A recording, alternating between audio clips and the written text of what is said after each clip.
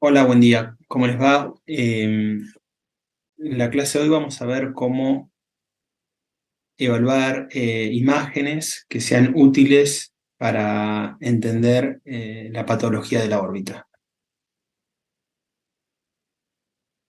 Muy bien.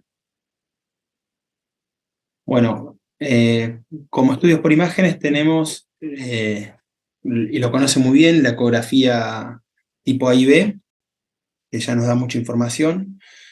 La tomografía computada y la resonancia. Quiero decir que comprender esto es fundamental para entender la órbita porque es una de las pocas formas que tenemos acceso a ver las patologías. La ecografía es muy útil si uno la tiene a mano en el consultorio y si la sabe usar, les recomiendo que se hagan la mano para eso, para poder entender un poco las diferentes ecogenicidades que tienen las lesiones. Y en esta clase me voy a referir sobre todo a lo que sería tomografía computada y resonancia magnética, si bien la ecografía sigue teniendo un rol fundamental hoy en día. Muchas de las imágenes van a ver que las saqué del libro que pongo en referencia, que es el libro de Dutton de radiología de la órbita y los pasajes de la vía visual. Bueno, se los recomiendo que lo lean después en detalle. Muy bien. Entonces, la tomografía computada se descubrió en el año 1985, hace mucho. Röntgen la descubrió, después le dieron un premio Nobel, premio Nobel en física por esto. Y evolucionó, la verdad que la parte técnica es muy similar a lo que dice Hanfield más adelante en el 69, que pone una computadora para poder interpretar lo que dice la radiografía y reconstruirla y armar lo que conocemos hoy en día como tomografía computada. Hoy en día tenemos ya reconstrucciones que se pueden llegar a hacer con esto cuando uno toma diferentes planos coronales, sagitales, transversales, que para el diagnóstico tienen poca práctica, pero queda muy bonito. Cuando uno los ve, nos puede llegar a orientar mejor dónde está la lesión en una órbita y para algunas cositas que vamos a ver más adelante también. Entonces, la parte técnica es muy simple. Se utiliza la tomografía computada, tiene un emisor de rayos X que tiene una placa receptora del otro lado y a medida que va atravesando tejidos, empieza a perder un poco eh, la intensidad, eh, y se pueden llegar a ver que la cantidad de rayos que llegan hacia el otro lado está alterada. Esto se mide generalmente en grados Hounsfield que van de -1000 a 1000, donde 0 es el valor del agua, y las estructuras que tienen una composición más alta que el agua tienen valores más blancos, como es el caso de una estructura ósea.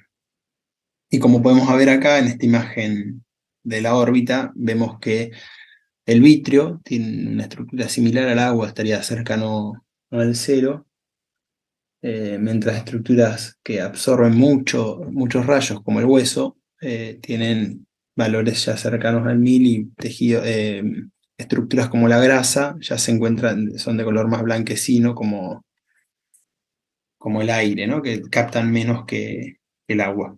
Estas son algunas de las estructuras. Podemos ver acá cómo también están los músculos extraoculares y las diferentes estructuras de la órbita, que las tenemos que empezar a reconocer bien para poder hacer un diagnóstico. Muy bien, cuando uno pide una tomografía computada, generalmente pide lo que se conoce como un plano neuroocular. Cuando está bien centrado el plano neuroocular va a incluir el cristalino, el nervio óptico y el canal óptico, y cuando está bien hecho uno va a poder ver en forma simétrica las dos órbitas y va a poder ver de forma simétrica también el recto interno como el recto externo, el canal óptico y las paredes óseas correspondientes.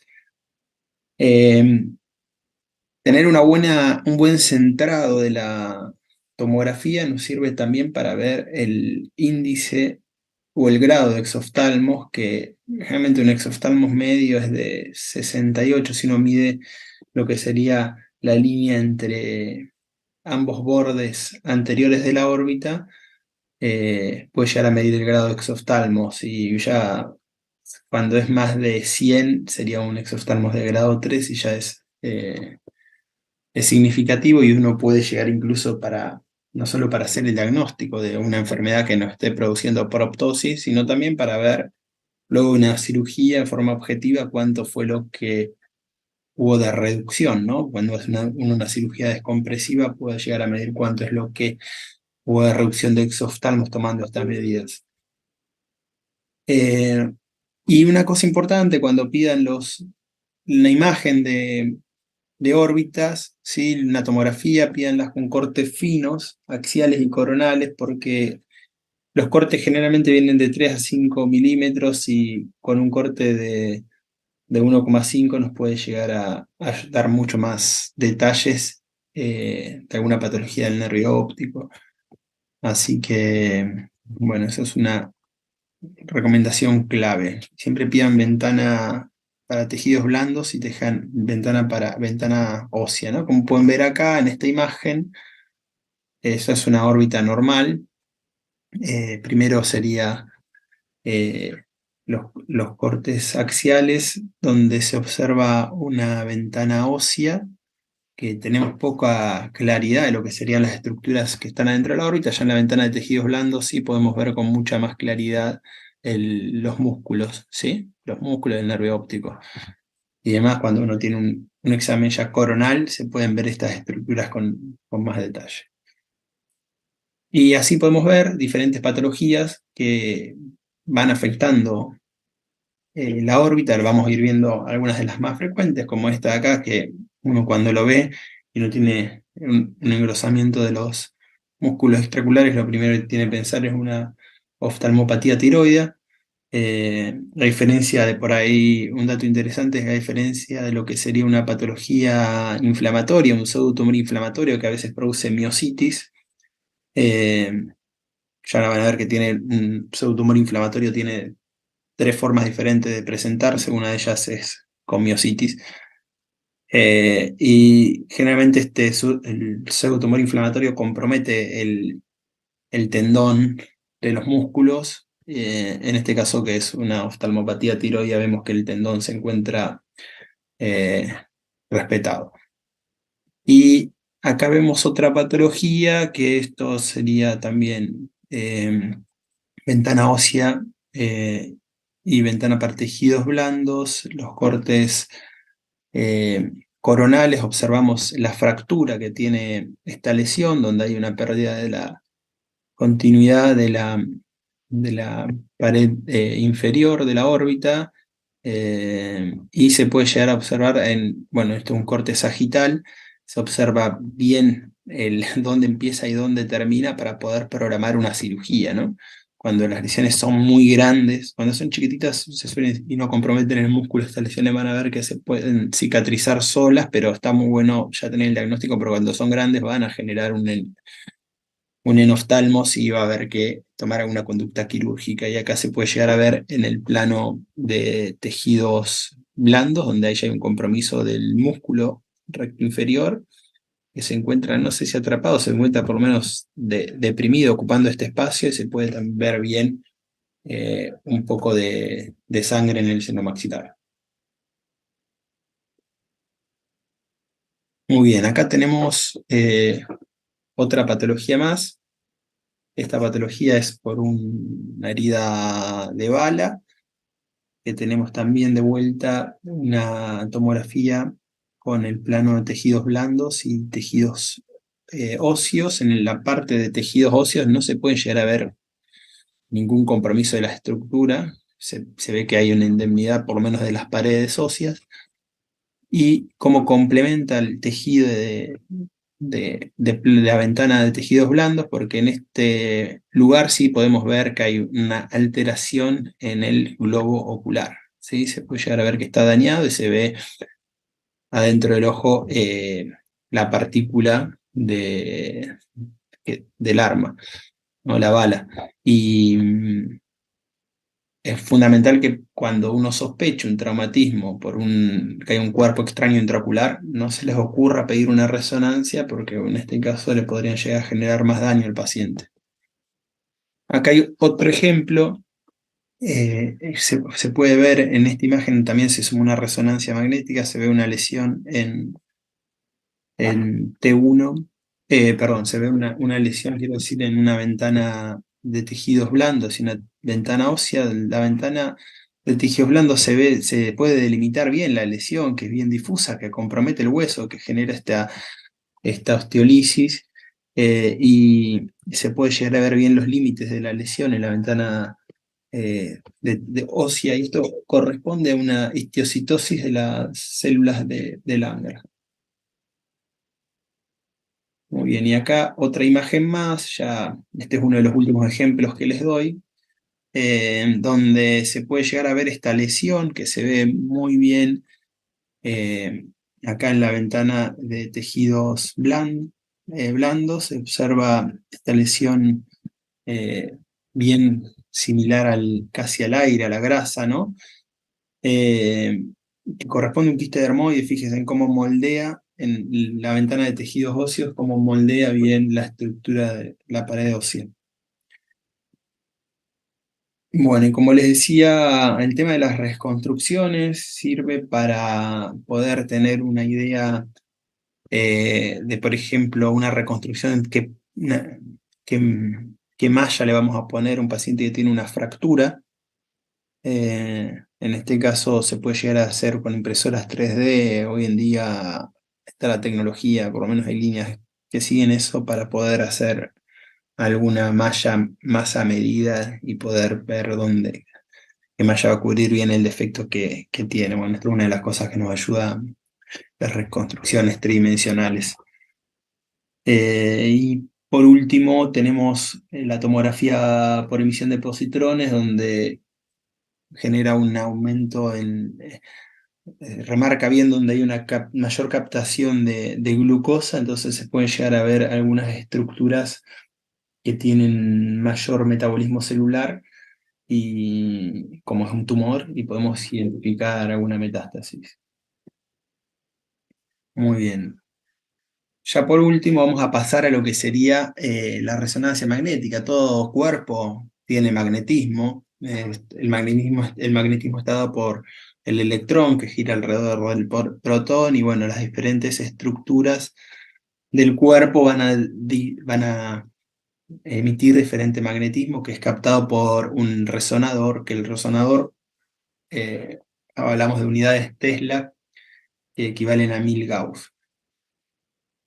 Muy bien, tenemos diferentes secuencias en las resonancias magnéticas que a veces acá se arman un poco de lío, pero esto es muy simple, muy simple. Las secuencias T1, como es la que vemos acá, tiene un óptimo detalle anatómico. Eh, Estas secuencias van a producir un gran contraste entre la grasa retrocular, el vítreo y la musculatura ocular, como lo pueden ver en estas imágenes. Eh, en las secuencias T2 se utiliza bien para caracterizar diferentes intensidades, ¿sí? Y esto nos va a permitir diferenciar algunas patologías. Es muy importante siempre que pidan secuencias T1 y T2. Generalmente las dan ya como de rutina. Y por ejemplo, ¿por qué digo esto que nos permite diferenciar lesiones según la intensidad? Porque si uno toma un melanoma uveal, ¿sí?, de un derrame subretiniano hemorrágico, los dos van a presentar una intensidad muy similar en las secuencias T1, pero la vamos a diferenciar claramente a estas secuencias en T2, porque el melanoma disminuye la intensidad de señal en T2, mientras que la hemorragia subretiniana permanece hiperintensa en ambas secuencias. Y esto es bueno por el efecto paramagnético de la melanina. Así que, y otra cosa más, es muy importante cuando uno pide lesiones de resonancia, pidan siempre con supresión grasa, porque nos va a permitir diferenciar las lesiones de la grasa. Fíjense que acá tenemos un T1 con supresión grasa, con contraste y supresión grasa. También tenemos las secuencias TIR y las secuencias FAT-SAT. Ahora vamos a ver algunos ejemplos de cómo nos ayudan.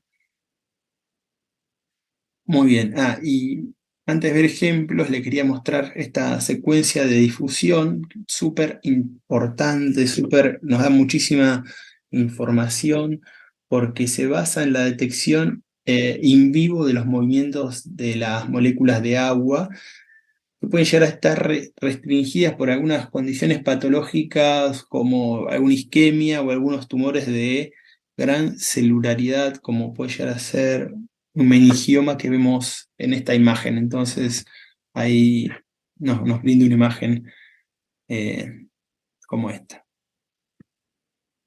Muy bien. Y acá tenemos lo que sería una resonancia normal. Tenemos en la primera imagen tenemos un T1. Fíjense en cómo tenemos en la siguiente imagen, esta sería, ¿no?, T1 y esta sería un T1 con contraste y con supresión grasa. Fíjense cómo nos observa ahí la grasa. Esto nos permite diferenciar un montón de estructuras. Y acá tenemos un T2. Y bueno, y acá tenemos los cortes coronales respectivos. Bueno, muy bien, vamos a ver el ejemplo con algunas patologías para ver cómo nos ayuda esto. Por ejemplo, esta lesión que se observa acá, tenemos una tomografía axial y las resonancias magnéticas de la órbita que nos pueden mostrar esa grasa retrovulvar, una masa retrovulvar, que esto corresponde a un linfoma orbitario. Es una imagen bien difusa, que eh, por ahí es difícil de verla en donde termina lo que sería un T2, pero acá fíjense en T1 con supresión grasa, que bien que se ve, y la técnica con difusión también. Muy bien, otra lesión más para ir tomando de ejemplo. En este caso vemos que tenemos una T1 con supresión grasa, donde se puede llegar a observar este aumento de esta alteración en el nervio óptico y un poco de edema, incluso que se observa acá en las cabezas del nervio óptico. Se llega a ver bien acá en las secuencias de Flair, y esto corresponde a una neuritis óptica. Muy bien. Vamos a ver otra lesión más, bien característica. Esta sí se puede ver bien clarita con resonancia magnética. Es una lesión multilobulada, ¿sí?, que la podemos ver acá en T1 y en T2. Fíjense, tienen incluso dentro del mismo, cada uno de esos lóbulos tiene eh, incluso un poco de diferente intensidad dentro de la misma lesión. Esto corresponde a una malformación linfática de la órbita. Eh, bueno, y estas lesiones nos va a ayudar esta resonancia magnética incluso para luego hacerle algún tipo de tratamiento, o la resonancia se pueden hacer tratamientos también con tomografías mediante radioscopía para poder hacer un tratamiento con sustancia esclerosante. Así que esto, en este caso, las resonancias, las imágenes nos va a ayudar para el diagnóstico como para el tratamiento. Bueno, y ya para ir finalizando, quería hacer unos pequeños, si bien las dos técnicas son complementarias, la tomografía computada en general nos ayuda a diferenciar mucho mejor el hueso, y es más económica y disponible en algún hospital. Por ahí, con algunas regiones con bajos recursos, uno pide una tomografía ventana ósea y tejidos blandos, y ya con eso tenemos un diagnóstico y no hace falta pedir nada más. Pero en los lugares que se puede, siempre está bueno pedir la resonancia magnética porque nos ayuda a diferenciar mejor los tejidos y además no emite radiaciones, ¿no? Y para los niños, por ejemplo, está bueno pedirlo.